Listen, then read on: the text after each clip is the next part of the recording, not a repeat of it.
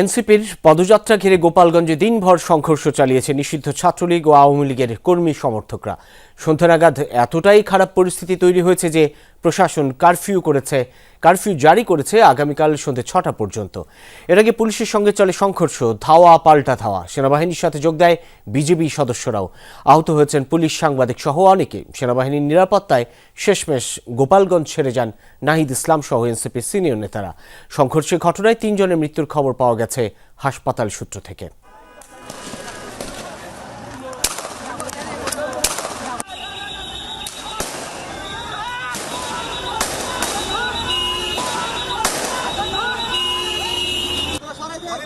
Stadium পর্যন্ত clear রাখছি। স্টেডিয়ামের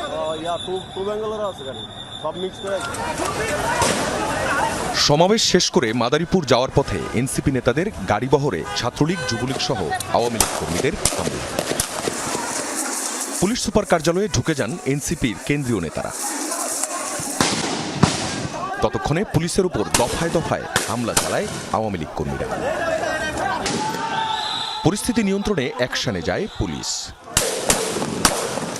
দফায় দফায় চলে সংঘর্ষ। পুলিশের দিকে ইটপাটকেল ও হাত বোমা নিক্ষেপ করে তারা। পুরো ঘটনার সঙ্গে ছিলেন যমুনার সহকর্মীরা। এ সময় হামলায় আহত হন যমুনা টেলিভিশনের গোপালগঞ্জ প্রতিনিধি মোজাম্মেল হোসেন মুন্না ও ভিডিও জার্নালিস্ট রেজওয়ান আহমেদ।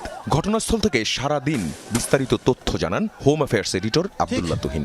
সমাবেশে যেখানে হচ্ছিল সমাবেশ, অর্থাৎ পৌর প্রাঙ্গণে যে সমাবেশটা হচ্ছে, সমাবেশের চৌরঙ্গি মোড় থেকে এনসিপি নেতৃবৃন্দ সমাবেশ শেষ করে যখনই সেনা এবং পুলিশ বেষ্টিত হয়ে চলে যাচ্ছিলেন, ঠিক সেই মুহূর্তে গাড়িতে চৌরঙ্গি মোড়ের চারদিক থেকে অতর্কিত হামলা করা হয়েছে এবং সেই হামলাকারীদের আমরা এখনও দেখছি। সেই হামলাকারীরা অতর্কিত হামলা চালানোর ফলে পুলিশ প্রতিরোধ করেছে, প্রথমে টিকতে পারেনি এবং শেষ পর্যন্ত সেনাবাহিনীর সদস্যদের উপর হামলাকারীরা হামলা করেছে। সে হামলা প্রতিরোধ করার জন্য সেনা সদস্যরা পাল্টা প্রতিরোধের চেষ্টা করে অনেকক্ষণ ঠেকিয়ে রেখেছিলেন, কিন্তু তারা ঘটনাস্থল ত্যাগ করার পরই পরিস্থিতি আরও খারাপের দিকে যায়।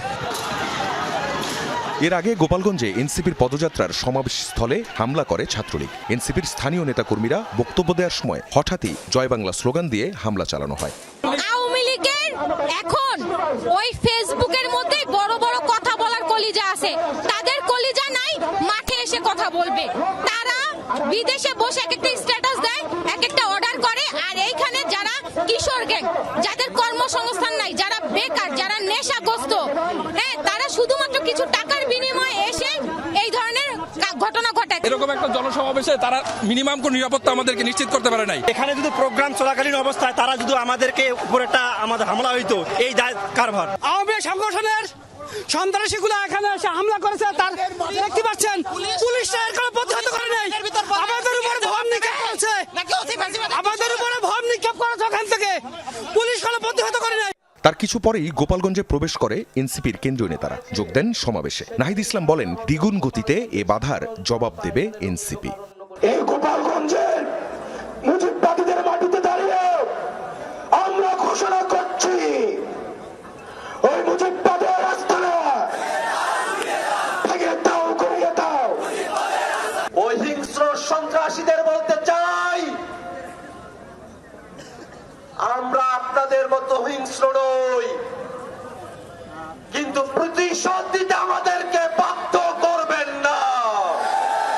গণ অভ্যুত্থানের মধ্যে আমরা বলেছিলাম, বাধা দিলে বাঁধবে লড়াই, সেই লড়াইয়ে জিততে হবে এবং সেই লড়াইয়ে আমরা জিতেছিলাম। আজকে আবারও বাধা দেওয়া হয়েছে, দ্বিগুণ গতিতে এর জবাব আমরা দিব ইনশাল্লাহ। গোপালগঞ্জ থেকে মুজিববাদের কবর রচনার ঘোষণা আর স্লোগান দিতে থাকেন এনসিপি নেতারা।